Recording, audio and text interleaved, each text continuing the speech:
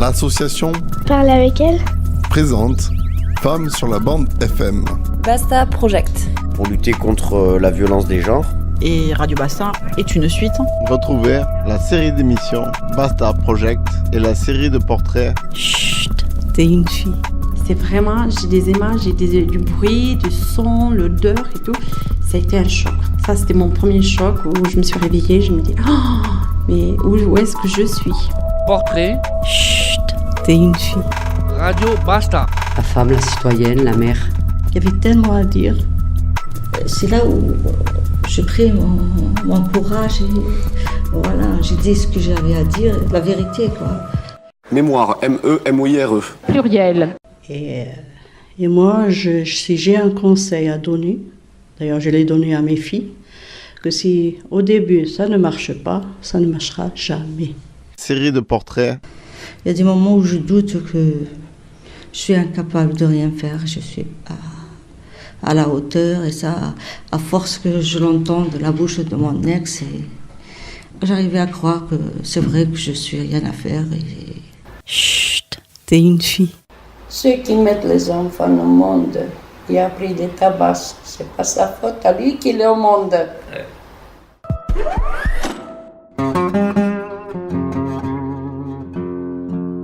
Oui, alors je m'appelle Ouda Zemou, c'est mon nom de jeune fille. Et Tawir, c'est mon nom d'épouse, d'ex-épouse, je préfère. Hein? Donc j'ai 76 ans, j'ai vécu à Oran, en Algérie. J'ai eu une enfance, disons, normale, ordinaire. Et ma vie a basculé après mon mariage. J'ai eu 5 enfants, 4 sont vivants et le cadet est décédé dans des circonstances tragiques. Je n'ai jamais été battue chez moi. Je n'ai jamais entendu mon père élever la voix contre ma mère. C'était plutôt elle qui faisait des remarques avec un certain respect. C'est-à-dire, j'ai été élevée dans un milieu conservateur où le respect de l'aîné est toujours là. Et je ne sais pas pourquoi, dans ma tête d'enfant, je pensais que si je faisais des bêtises, ça allait rendre malheureux mes parents. C'était comme ça. Et bien après, en me racontant avec mes sœurs, elles avaient le même sentiment que moi. Et j'aimerais bien que les femmes comprennent que ça ne va pas au début, ça n'ira jamais bien après. On dit toujours ça va se rétablir, les liens vont devenir plus forts avec la venue des enfants et ainsi de suite. Mais au contraire, c'est là où on est piégé. Et moi, si j'ai un conseil à donner, d'ailleurs je l'ai donné à mes filles, que si au début ça ne marche pas, ça ne marchera jamais. Voilà.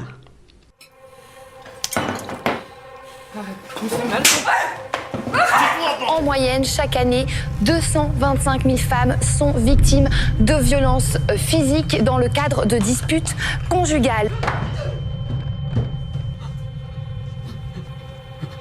Oui. Donc, c'est-à-dire que je n'ai pas connu ce stade-là vis-à-vis de mes parents, de mes frères avec mes belles-sœurs. Mais quand moi je me suis mariée, à ce moment-là, j'ai compris ce que ça voulait dire, pour ainsi dire, les violences. C'est vrai que pendant 37 ans, j'ai vécu dans disons que c'était normal. Peut-être que c'était normal. Mais après le décès tragique de mon fils, j'ai compris que, parce que ce bonhomme-là, cet individu, il était beaucoup plus pervers en s'attaquant à mes enfants qu'à moi. C'est-à-dire, il me faisait souffrir par rapport à mes enfants. Il les battait, il les a toujours maltraités. Voilà.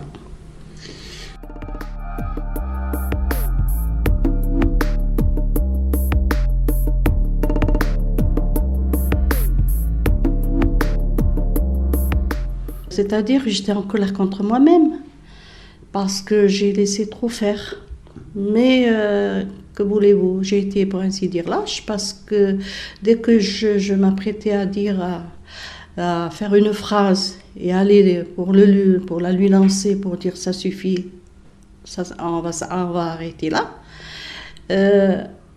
Disons que dès que je le vois, je retombais. Voilà. Donc c'était vraiment.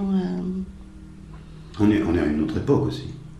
Écoutez, chez moi là-bas, hein, malgré que, bon, je l'ai compris quand je suis venue ici en France, que je vais vous raconter une petite anecdote. On a été, il m'avait jeté un jour à la rue, malade. J'avais eu à l'époque une angine de poitrine, après le décès de mon fils, c'est-à-dire, bon. Et je marchais comme une vieille, comme maintenant, je marche. Donc, et puis il avait, c'était pour une petite histoire de rien du tout. Son frère était venu et lui, il n'admettait personne, que même pas son père, de son vivant, ne pouvait pas rentrer à la maison quand il est absent. Ça, c'était comme ça. Et ce jour-là, les filles, elles étaient là. Elles ont ouvert la porte et puis ce monsieur est rentré, mon beau-frère. Il est rentré. Moi, j'avais eu une crise. J'étais vraiment très très mal. Et ce bonhomme, il dit, je voudrais voir votre mère. Mes filles lui disent, eh bien, écoutez, tonton, notre mère, elle est malade, elle ne peut pas vous recevoir.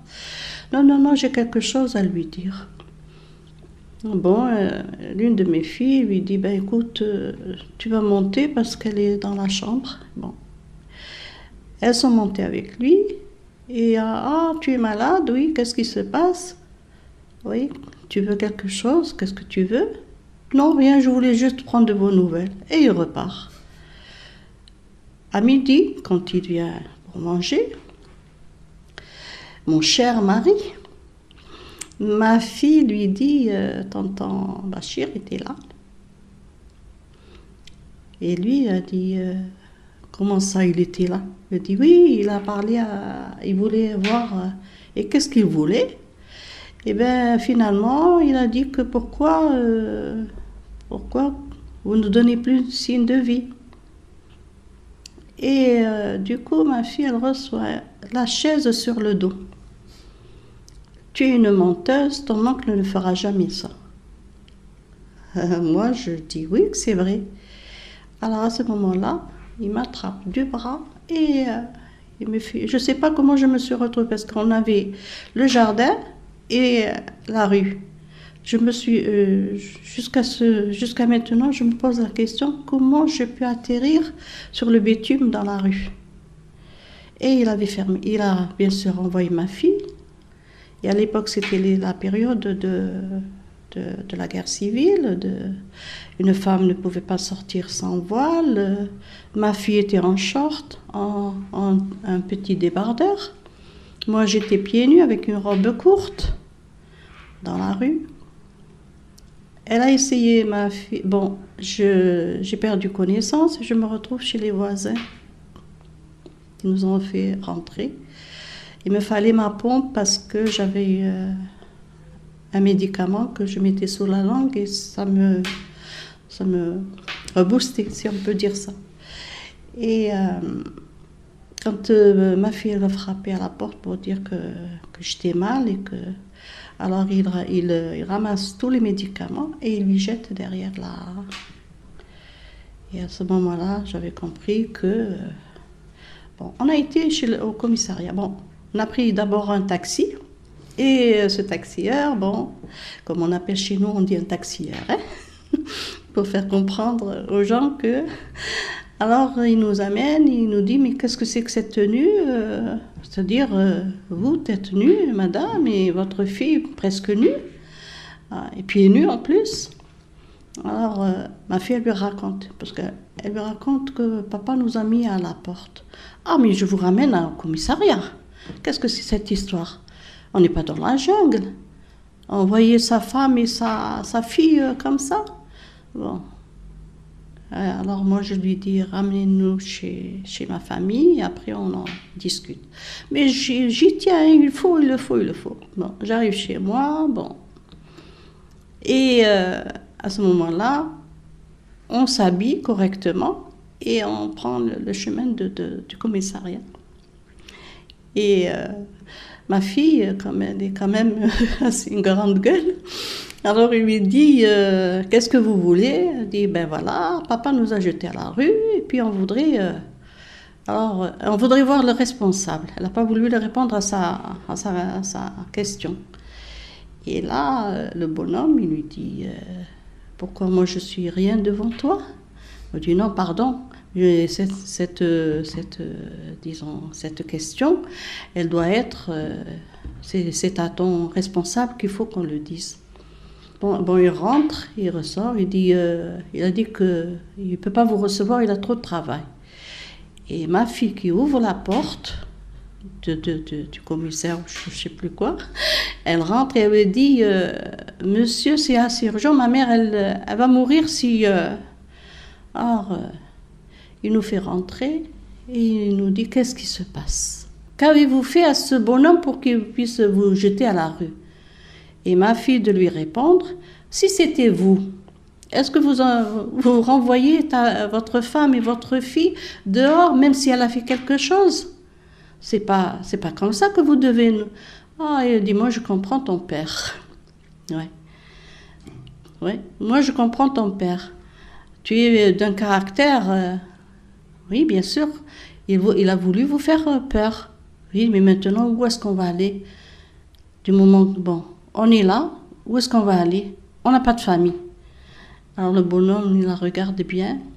Il lui dit, il faut que tu changes de caractère, parce que je suis de bonne humeur. Ramenez-moi... Alors il se tourne vers le brigadier, il lui dit, ramenez-moi une voiture et ramenez ces dames. Je veux ce soir, elles rentrent chez elles. Et c'est comme ça, pour vous dire à quel point, c'est-à-dire même du côté de la justice, on ne vous prend pas au sérieux. Voilà.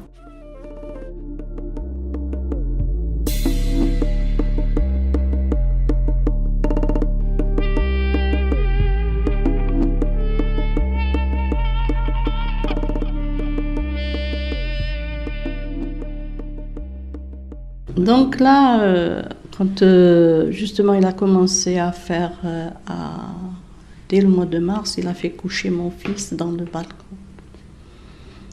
Et il fait frais chez nous là-bas, le mois de mars, c'est comme, disons, le mois de janvier ici. Hein.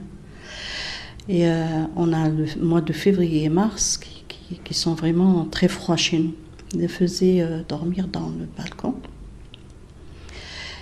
Alors, voyant cette situation... je me suis dit, il faut que j'alerte la famille, quoi. Et puis, je voudrais bien en terminer avec ce bonhomme. Et quand j'y vais, je raconte finalement tout à ma mère. Bon, à ce moment-là, ma mère qui prend ma défense et qui dit, bon, je vais en parler à tes frères. Parce qu'à l'époque, mon père était décédé déjà. Donc, et à ce moment-là, mon grand frère, il rentre. Il voit, qu'est-ce que c'est ces têtes-là? Qu'est-ce qui se passe? Alors ma mère, elle a commencé à le raconter. Alors il me dit, tout de suite, tu vas retourner chez toi. Tout de suite. Elle dit, c'est pas... tu n'as aucune place ici dans la maison. Parce qu'une femme divorcée, tu vas être une femme divorcée. Où sont les convenances et patati, patata. Outré, je sors. Et c'était la première fois aussi que je sors sans sa permission.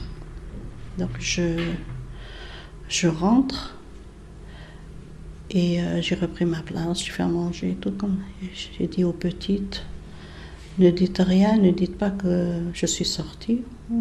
Elles étaient contentes parce que c'était la rentrée des classes. Et à ce moment-là, j'ai mis, pour ainsi dire, une croix. C'est-à-dire, j'ai accepté mon sort, quoi. Parce que je n'avais où aller avec 5 enfants. Voilà.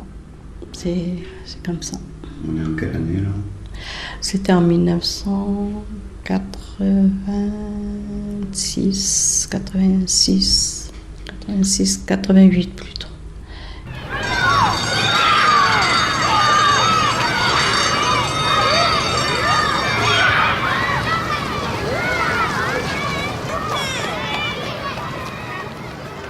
Disons que, c'est-à-dire, je vivais, tout était mort en moi, hein, mais je ne connaissais pas encore le vrai sens de mourir, parce que je l'ai connu bien après. Quand j'ai perdu mon fils, j'ai compris que tout ce qui s'était passé pour moi après la mort de mon fils, c'était que des futilités. Hein. Mais en rentrant à la maison et tout, je me suis dit, je ne peux pas partir, je ne peux pas. Donc, tu vas baisser la tête et crever, voilà. En attendant que mes enfants grandissent. Mais ce que j'ai fait de bien dans ma vie, c'est-à-dire que mes enfants ont pu réussir leurs études. Parce que chaque fois que l'une des filles commence à dire, on en a marre, on ne peut pas sortir, ils nous ramènent.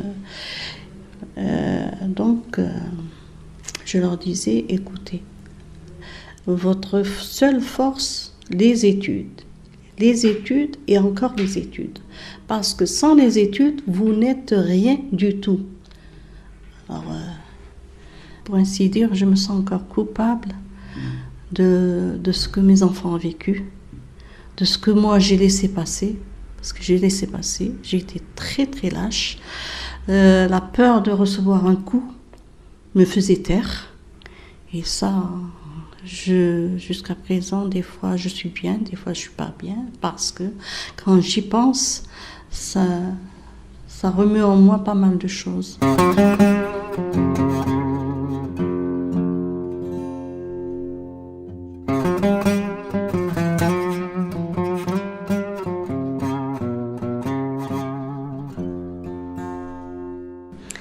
Comme je viens de le dire, il ne faut pas laisser faire, il faut savoir tenir.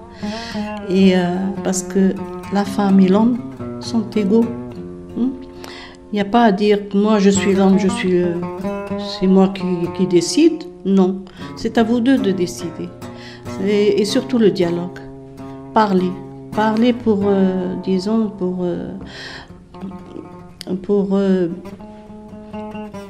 pour casser,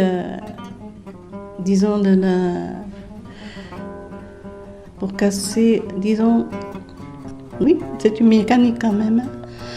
Oui. Alors, et surtout ne pas oublier qu'on est dans un pays de droit. Parce que moi, je n'ai pas eu cette chance. Parce que sinon, je serais partie jusqu'au bout et j'aurais eu ma revanche. Mais comme ça, je crois bien que j'ai eu ma revanche parce que... Hein? Voilà. Merci. Mais c'est moi qui te remercie. Voilà.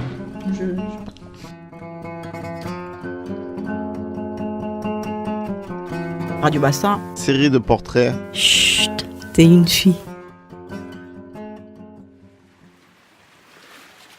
Oui, bonjour. Mon prénom c'est Aïcha. Mon âge c'est 47 ans. Et je suis d'origine algérienne.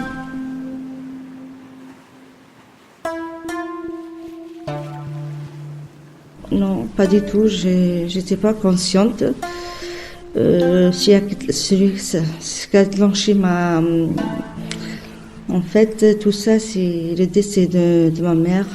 C'était le déclencheur. Et là, je me suis rendu compte que je vivais toutes ces années-là sous une violence psychique. Ça m'a cassé, vraiment, ça m'a cassé en deux. Depuis 89, je me suis mariée jeune. Et depuis 89, je subis des violences psychique, disons, de la part de la belle famille, de mon ex-mari. Et voilà, et jusqu'à maintenant, c'est pas fini. Il y a toujours cette lutte contre la violence psychique, psychologique. Psychologique.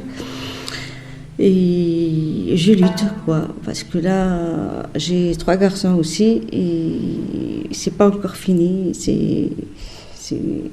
Je sais pas, franchement du tout.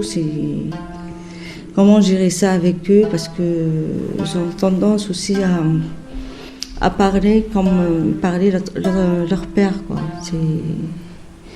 C'est pourquoi tu mets ça, t'as plus l'âge, pourquoi si tu refais ta vie, on part de là. Il y a plusieurs choses que je subis jusqu'à maintenant.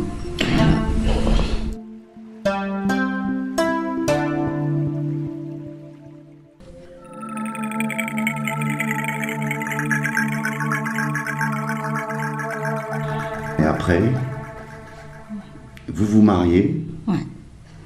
Et là, la surprise, je tombe sur un homme qui est alcoolique. Et ouais, c'était un mariage arrangé, je ne l'ai jamais vu. Je l'ai vu. La première fois où je l'ai vu, c'était le jour du mariage. Et voilà. Pour moi, c'était comme un choc. Et j'arrivais rien à faire, rien à dire. C'est-à-dire, c'était des moments très difficiles parce que j'étais jeune. Et lui, il a 13 ans de plus que moi. Et je vivais chez sa mère aussi, on vivait chez sa mère. Ce qui fait, il y avait tout l'entourage. Pour moi, c'était comme un petit poisson dans un aquarium. Il y a la belle-mère, il y a 5 belles filles, il y a lui qui est alcoolique. Je ne pouvais même pas dire le mot qu'il a bu devant ma belle-mère. Non, la femme, c'est comme ça.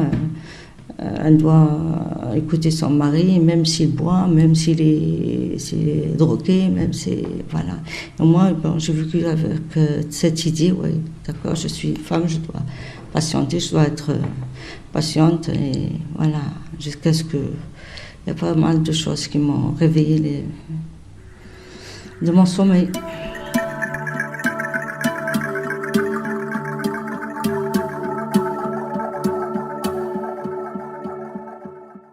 Malgré que j'étais ici en France, mais je n'avais pas le droit de sortir seule, soit accompagnée de mon ex, soit ma belle-mère, soit une de mes belles-sœurs. C'était la tradition, comme là-bas en Algérie, une jeune mariée, elle ne doit pas sortir toute seule. Et elle ne doit pas ouvrir la porte à des inconnus, elle ne doit pas... Enfin, il y avait beaucoup de choses. Même au niveau de la fréquentation, je ne connaissais personne, c'est-à-dire j'étais seule, entourée de mes problèmes, de mes soucis, et voilà. J'avais personne à qui faire confiance ou à qui me confier. J'avais oublié le côté femme. J'étais seulement une épouse et une mère.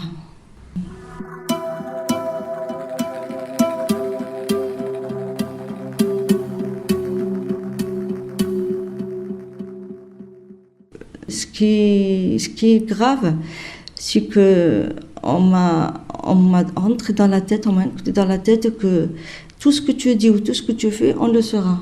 C'est-à-dire, même si c'est pas vrai, elle le saurait pas, mais dans ma tête, je savais que ma belle-mère ou mon ex, soit je me confie ou j'ai une copine, ils vont le savoir, quoi. Et après, je vais payer cher, comme on dit. Et c'est pour ça que j'avais cette peur-là qu'elle le saurait, que j'ai parlé à quelqu'un et j'ai divulgué notre vie et tout ça. J'ai vécu avec cette peur. Et c'était dur quand même, c'était très très dur. On ne se remet pas d'un divorce, malgré, j'étais malheureuse et tout ça, mais divorcer, c'est la chose la plus dure à faire. Ouais. Après, avec le temps, moi, je me suis dit, non, si j'ai divorcé, c'est pour moi, je ne vais pas regarder l'entourage ou écouter les autres, quoi. C'est ma vie, c'est à moi de prendre ma décision. C'est depuis, je pense que j'ai changé, je suis devenue une autre personne. Ouais. Le fait de prendre le devant et aller divorcer, et aller, ça m'a un peu, comment dire, j'ai plus confiance en moi. Je me suis dit, je peux faire des choses, mais c'était pas vrai qu'on me dit j'étais incapable ou je peux. Ouais, ça m'a transformé, ça m'a durci un petit peu le cœur aussi. Radio Bassin. Série de portraits. Chut, t'es une fille.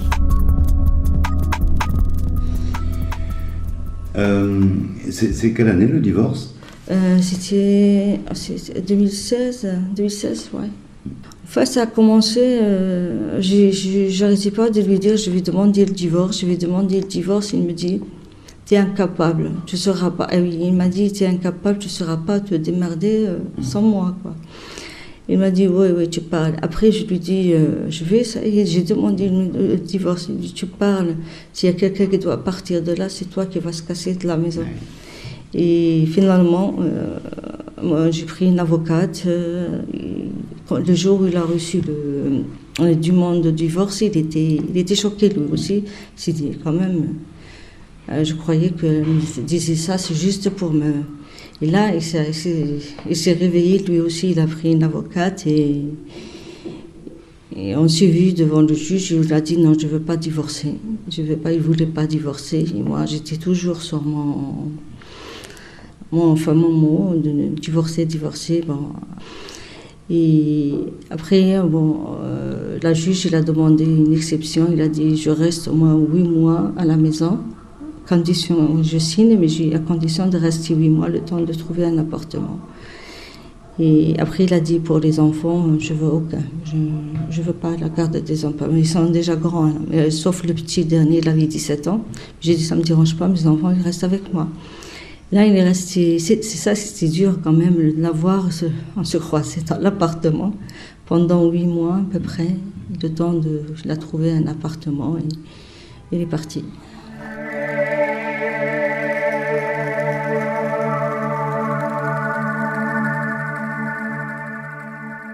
Donc en France, ça se passe pas nettement mieux en fait. En fait, non. Ça fait combien de temps je suis là? Ça fait 30 ans. Et les gens, est-ce qu'ils y trouvent... franchement, je sais pas. C'est bizarre ou je connais pas vraiment... plus que le Mirail, le centre-ville, je connais pas. On sortait jamais. Ouais. On n'a jamais voyagé ensemble, on n'a jamais fait quoi que ce soit ensemble. Même ma famille là-bas, en Algérie, ne connaissent pas mon ex. Il n'a jamais été avec moi. Les enfants ils me disent, maman, on n'a jamais de souvenirs avec notre père, des photos, des sorties ensemble. Ça les a touchés eux aussi. D'un côté, cette violence le soir, quand il rentre. Quand il a bu, quand il tape le mur, il m'a tapé 1 ou 2 fois aussi. Tout ça, les enfants, ils les ont vécu. C'est-à-dire pour eux, le divorce, c'était pas quelque chose qui les a choqués. Le contraire, c'était pour eux, c'est quelque chose où je sentais mieux, quoi. Ils avaient moins peur qu'avant, le soir. Voilà, il a sonné, tout le monde rentre dans sa chambre. C'était très dur, c'était très très dur.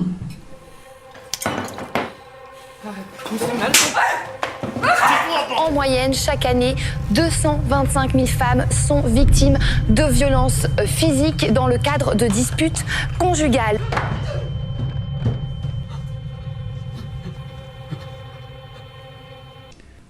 Maintenant, je fais des sorties avec les associations, avec les copains. Enfin, on s'est fait des copines dans les associations, on part manger ensemble, ce que je ne faisais pas à l'époque. Je n'avais pas le droit à tout ça. Je me trouve plus libre et j'ai de comptes à rendre quand je rentre à personne. C'est ça. Malgré, les enfants, maintenant c'est des hommes, 28 ans, 25 ans, 19 ans. Quand même, il y a un petit accrochage souvent où tu vas, tu es maquillée, tu vois, voilà, ça... je crois que c'est l'origine, elle est toujours. Hein. Malgré les enfants, ils naissent en France, mais ils ont tout ça dans la tête. Je ne sais pas si ça a quelque chose à voir avec le fait que leur père il me disait ça, qu'il l'a entendu, je le répète, ou je ne sais pas.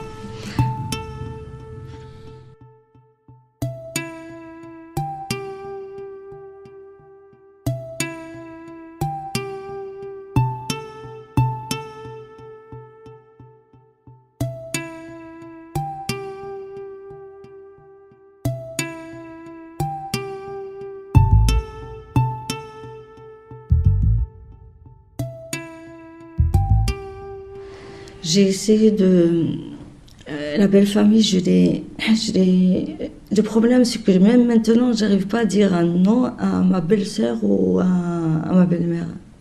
Jusqu'à maintenant, j'ai du mal. Même s'il arrive quoi que ce soit, il vient chez moi ou même si tu me dis quoi que ce soit, je n'arrive pas à lui répondre. Je ne peux pas. Je ne sais pas. Quand elle est là, je suis comme quelqu'un, comme une statue devant elle, sauf le jour avant le divorce. C'était le jour où je me suis éclatée. Là, c'était... Même elle revenait pas, mais je sais pas, j'étais quelqu'un d'autre, je suis devenue quelqu'un d'autre sur le moment. Parce qu'on parlait de son fils et j'ai parlé, j'ai dit oui, voilà. Il dit que quand je serai mort, il faut m'incinérer, moi je détruis comme ça, voilà. Il m'a dit arrête, mon fils il dira jamais ça, mon fils il fera jamais ça, c'est toi, c'est... Là, je me suis énervée, j'ai dit demande à tes filles. Elles étaient là, les filles, ils m'ont dit oui maman, c'est vrai que quand ils parlent comme ça. Après, on nous dit non, elle faisait qu'à sa tête, elle était un peu bornée, ancienne époque. Non, comment ça? Après, moi, j'ai dit, de toute façon, tu es toujours aux côtés de ton fils, quoi que ce soit, même s'il a tort, même si... Et le temps a chauffé entre ma belle-mère et moi, et une autre belle-sœur aussi. Et là, j'ai pris mes enfants, j'ai claqué la porte et je suis partie chez elle. Et jusqu'à maintenant, je ne suis pas revenue.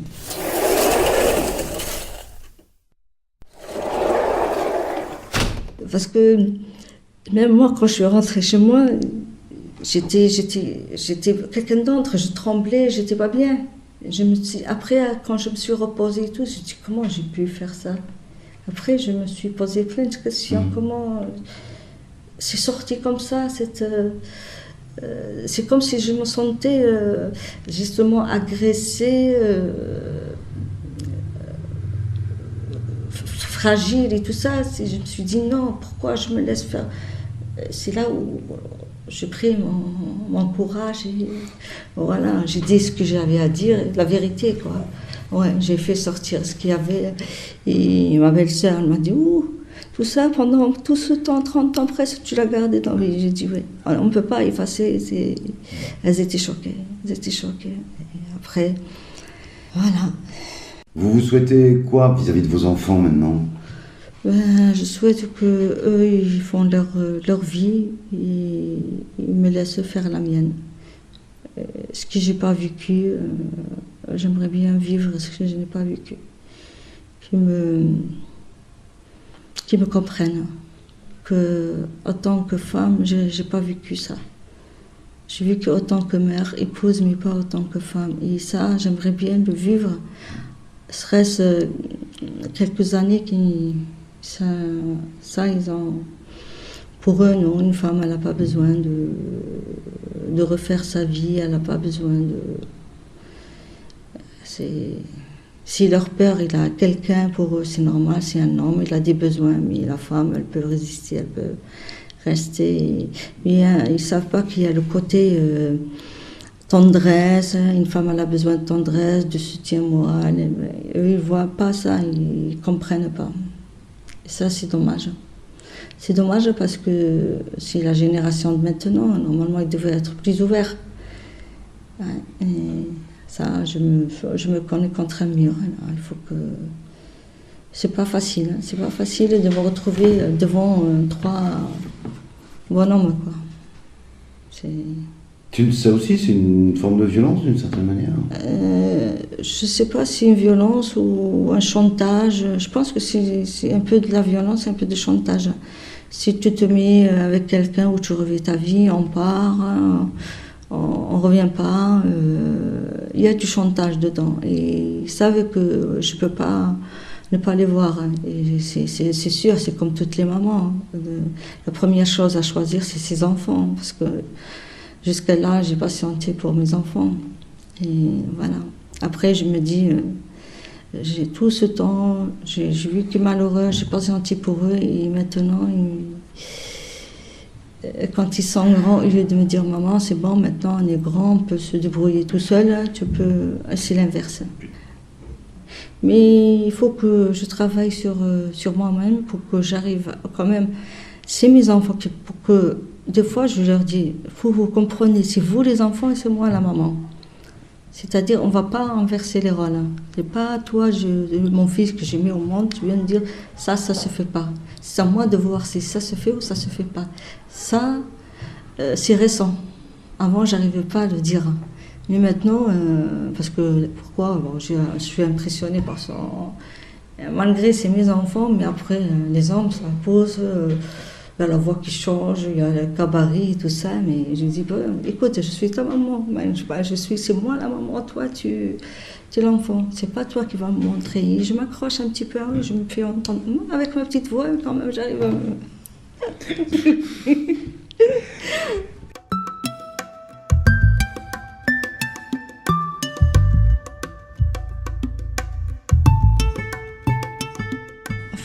c'est un conseil que je donne aux jeunes filles, tout d'abord, finir ses études.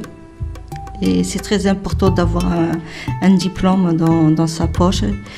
Et après, s'ils ont le temps de connaître bien la personne avant de se marier, il ne faut pas se marier à la précipitation.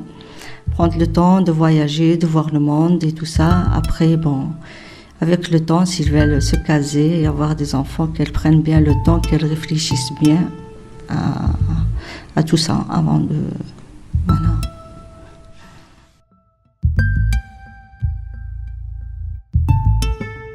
Radio Basta. Série de portraits. Chut, t'es une fille.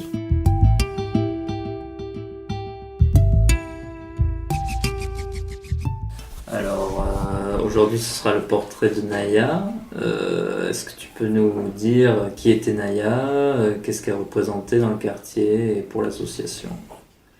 Alors, ce qu'elle représentait pour le quartier, c'est difficile à transcrire ou définir, puisque chacun a une image de Naya bien particulière, une image soit de militante, je pense aux bailleurs, aux institutions qui ont dû, à des moments donnés, accueillir ces paroles, ces mécontentements, ces réflexions, ces analyses, un peu abruptes certaines fois, mais qui a mené un certain cheminement. Une militante parce qu'elle faisait partie, il y a quelques années, de la CNL, Confédération Nationale du Logement. Une militante parce qu'elle a toujours été impliquée comme actrice sociale, finalement, auprès des associations. Comment dire, une habitante concernée, en tout cas, une habitante concernée par plein de questions, mais surtout une habitante joyeuse, une habitante qui avait envie de se poser, d'être dans le quartier qu'elle aimait, et qu'il s'y passe des choses agréables, qui bougent. J'ai le souvenir de Naya au restaurant Le Fil de l'Eau, quand il était là, à la place du Resto Senior. Voilà, qui se posait, qui allait boire des cafés, qui allait discuter, une Naya qui a participé à beaucoup de projets, qui a beaucoup donné d'elle finalement dans des documentaires, dans des reportages. C'est pas le premier portrait d'elle, quoi, c'est certainement un des derniers, mais il y en a eu de multiples. Je pense à l'association ESMA qui a fait des documentaires sur lesquels elle a participé, plusieurs documentaires vidéo. Et nous, on a rencontré Naya, comment comment on a rencontré Naya? Quand on était en permanence au Jean-Gilles, puisque c'est une personne qui venait nous saluer tous les jours, qui n'a jamais eu rien à nous demander finalement. Rien du tout, hormis, faire un bisou, mes chéris, un café, une cigarette, discuter un petit peu de la vie. Voilà, quelqu'un qui avait finalement une habitante qui faisait pas vraiment partie de nos accompagnements, sauf dernièrement, mais puisque très autonome, très fière, très fière d'être autonome, qui voulait pas passer par plein de dispositifs pour améliorer sa vie ou autre. Voilà, pas d'assistante sociale, pas de structure de suivi, pas de tout ça. Qui a un petit peu commencé à faire appel à nous pour tout ce qui est démarche dématérialisée finalement, pour avoir une mutuelle, pour des démarches comme ça. Mais après, extrêmement autonome et pleine de surprises finalement, puisque cette dame, on la voyait toujours avec le sourire, avec des mots doux, avec beaucoup de rire, avec beaucoup de malice, et très chaleureuse, très tactile. Et puis, ce qu'on pouvait voir, c'est une dame qui croisait les enfants et tout le monde l'appelait mamie, qui allait rendre visite aux voisins, aux voisines, s'occuper des enfants, qui manquait pas l'occasion de faire un tour au parc pour aller voir les enfants. Voilà, je pense que c'est une habitante de Rennery, pleinement en tout cas, et qui aimait intensément son quartier, voilà, vraiment.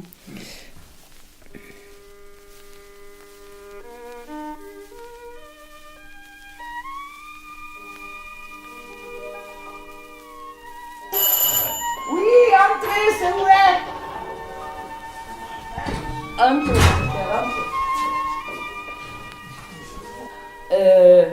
Voulez-vous un café ou quelque chose? Je le fais, vas-y, continue. Ben alors tu récupères le café.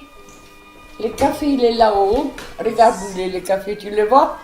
La cafetière aussi. Tout celle-là. Voilà. C'est ça? Oui, c'est ça.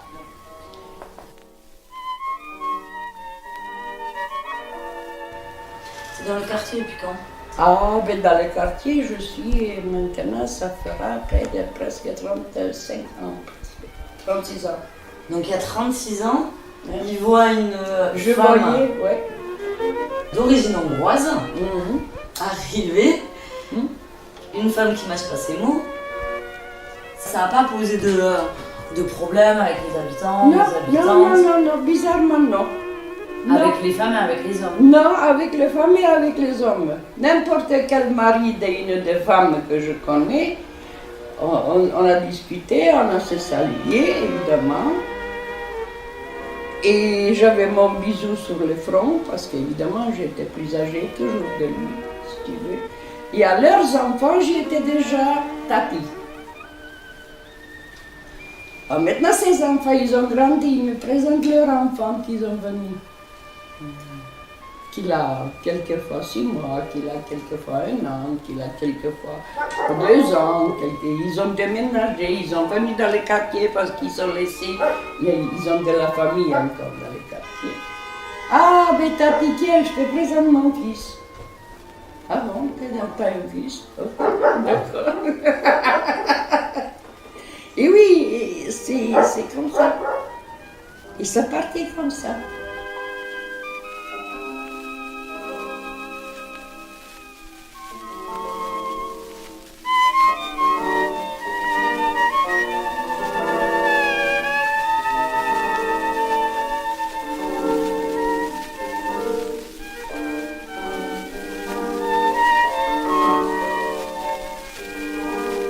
Cet entretien qu'on enregistre, etc., c'est pour les violences. D'ailleurs, la violence en elle-même, quelque violence déjà, peu importe envers qui et peu importe envers quoi, je ne supporte pas. Ça me pousse à réagir. Et quand je vois qu'on fiche un bon coup à un enfant, alors là, je suis pire qu'en réaction. Là, je suis enragée. Ça m'a interpellé parce que Ça me... t'en oui, parles parce souvent que- des enfants. Oui. Mais parce que je sais ce que ça veut dire, recevoir un coup. Ouais. Et bizarrement, ceux qui mettent les enfants au monde, et après des tabacs, c'est pas sa faute à lui qu'il est au monde. Ouais. C'est là où je suis pas d'accord. Parce que s'il faut faire ça, il ne fallait pas le mettre au monde. Hein? Pourquoi mettre dans la souffrance au monde? Voilà. Parce que moi, la souffrance, je le sais. Hein? Tu sais, j'avais ma petite soeur jumelle. Et quand mon paternel, saloperie de géniteur, il nous a pris et il plaquait contre le mur. On était encore, quoi, 5 ou 6 ans. Et il nous foutu par terre et un bon coup quelque part avec son gros pied là. Et oui. Seulement ça, je ne peux pas raconter à personne. C'est trop dur. Eh? Alors ni pourquoi ni comment, je ne peux pas le raconter. Très difficile. Et puis il court. Moi maintenant, il m'arrive encore à rêver qu'il me court après avec un bâton. Et il y avait une sorte de but un peu plus loin. Ouais. Ma mère elle me dit, cache-toi. C'est dans le... Hein? L'esprit, ouais. Alors je te dis, salopard qui pourrit aussi, là où il est. Il est bien fait qu'il est crevé, lui il n'est pas mort, il est crevé. Voilà. C'est ça qui touche peut-être dans la violence. Ça, oui, mon Dieu, peut-être bien, oui. Et aux enfants. Peut-être c'est ça qui m'a développé un amour pour les enfants. C'est possible. Et en perdant ma soeur jumelle, c'est pire encore. Ouais. Et ouais. Parce que j'imagine qu'il était violent aussi avec ta mère, éventuellement. Ma mère, il mettait une baïonnette et il l'a égorgé. Ouais. Et après, ma mère, elle avait le bonheur de se marier avec qui était mon beau-père, qui était un homme super bon. C'était différent, mon Dieu. C'était entre piment et miel. Ah oui, lui, c'était vraiment... Il bossait pour nous nourrir, il faisait tout ce qu'il pouvait. Ah, vous avez été sauvés, entre guillemets. On était sauvés moralement et physiquement. On était sauvés quelque part. D'accord. C'était à la mort de ton père que... Non, pas à la mort de mon père, il était vivant. Ils ont divorcé, ma mère. D'accord. Non. Oh mon Dieu. Et puis, je n'ai jamais porté le nom de paternel, moi. Ouais. Jamais je portais le nom de paternel, moi. J'étais trouvé Molnar et j'étais Molnar. Mon paternel, mon géniteur, il n'est pas mon père. C'est juste mon géniteur, c'est tout. Mon beau-père, il était un père pour moi. Hein? Oui, il était un père. Comme il doit être un père. Radio Bassin. Série de portraits. Chut, t'es une fille.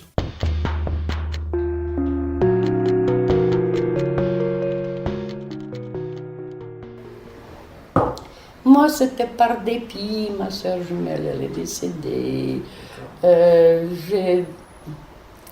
Je voulais partir ailleurs. Je ne supportais plus un peu. Il y avait une sorte de dépit. De dépit, oui, de dépit. Et j'avais un garçon à qui j'étais amoureuse aussi. Il fallait, et puis le marier. Voilà. Et ça, c'était une accumulation. Voilà. Et plus tard, un an et demi plus tard, je suis qu'elle était décédée, celui-là aussi. Il travaillait avec, tu sais, les machines batteuses, du blé, des machins, trucs. Ouais. Il y avait la courroie. D'accord. Qu'elle s'est détachée, il était là. Je suis ça par... évidemment, à l'époque, il y avait encore ma mère, qu'elle était vivante. Et je tenais relation quand même avec mon beau-père. J'écrivais de temps en temps une lettre, il me répondait, et puis il m'expliquait. Voilà. Ils ont compris que tu es parti? Ah oui, oui, bien sûr, ils savaient, oui, mais je ne suis pas partie comme une golosse. Non. Je voulais partir, ils m'ont demandé à quelle façon je vais partir, parce qu'il n'y a pas beaucoup du fric, évidemment. Il y a ça aussi. Tu parles, en tant qu'avocat, il touchait 2 dinars par heure. D'accord, ah oui. C'est une grande chose, je te gagne 2 euros. Tu prends 2 euros. Il était avocat. Il était avocat. Et en plus, j'avais un oncle ici, un grand-oncle ici en France, qui était l'oncle à ma mère.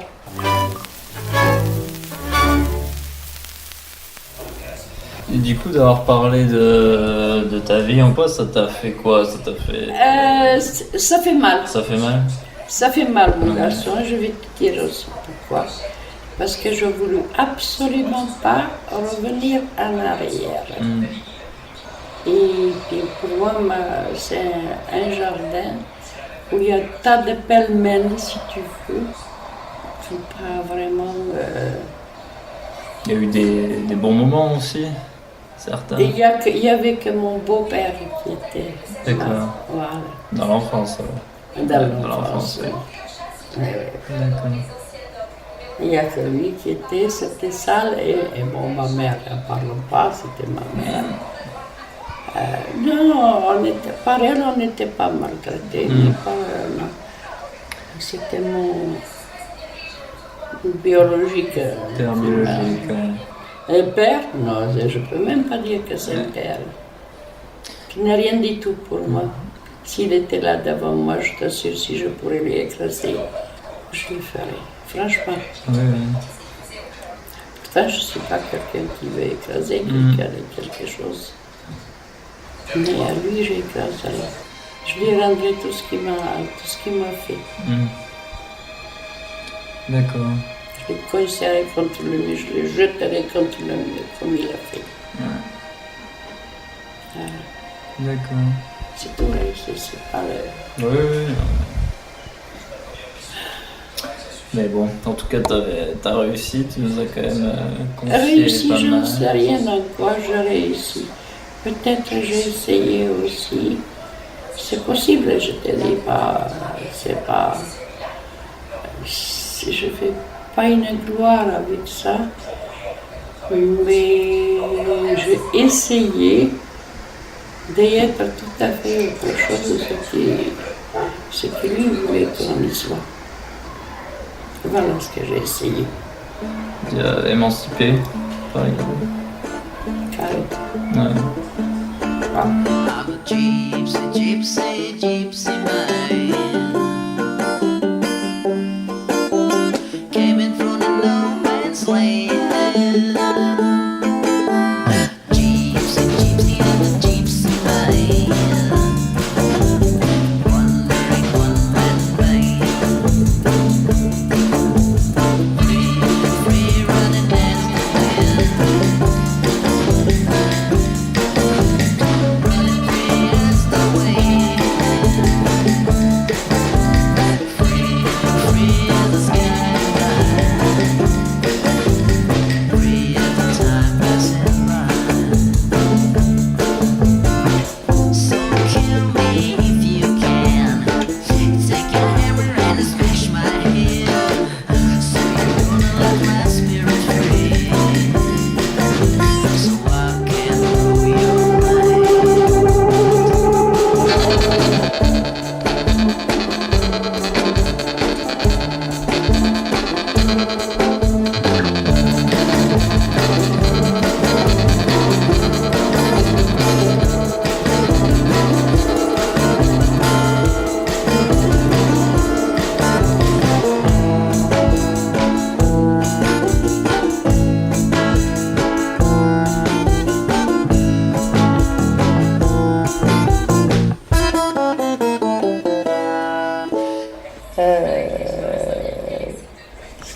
Dimanche, j'ai des voisins là-haut et j'ai des voisins en bas. Ouais.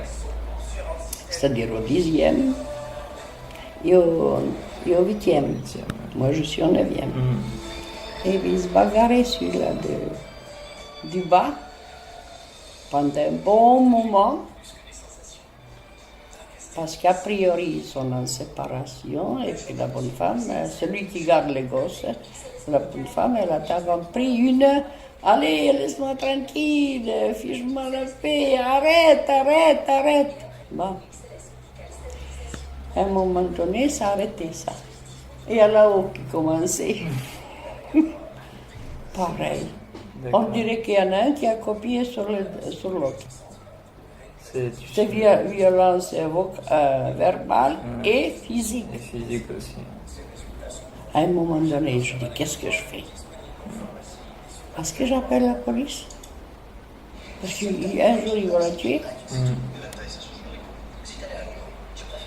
Et je sortais à la porte pour nettoyer mon truc là qui m'a dégueulassé. Et je te vois la bonne femme de là-haut. Ils ont descendu. Et puis, bras dessus, ils sont.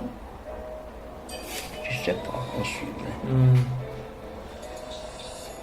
Oui, comme ça, bras dessus, ils passent les coups. Oh! Je dis, mais c'est pas, elle est folle, ils sont fous tous les deux. Oh, je n'en sais rien. Ils faillent se tuer, ils faillent tellement se disputer et se bagarrer. Et là, j'étais espantée. Je pense que la violence a été normalisée.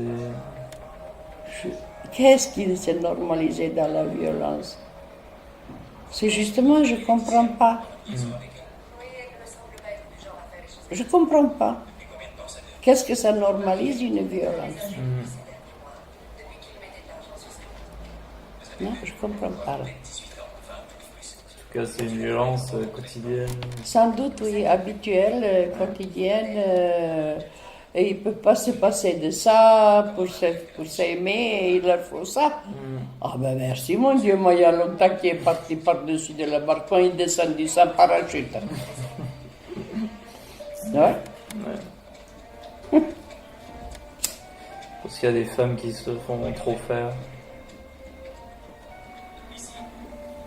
Mais alors, je sais rien, je comprends pas. Je sais pas. Je comprends pas. D'accord.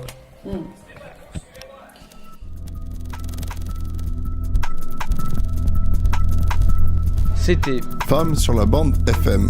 La série de portraits. Chut, t'es une fille.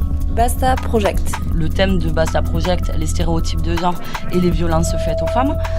Et je profite puisque c'est une radio de Toulouse. Merci à vous, Radio Campus. Femmes sur la bande FM.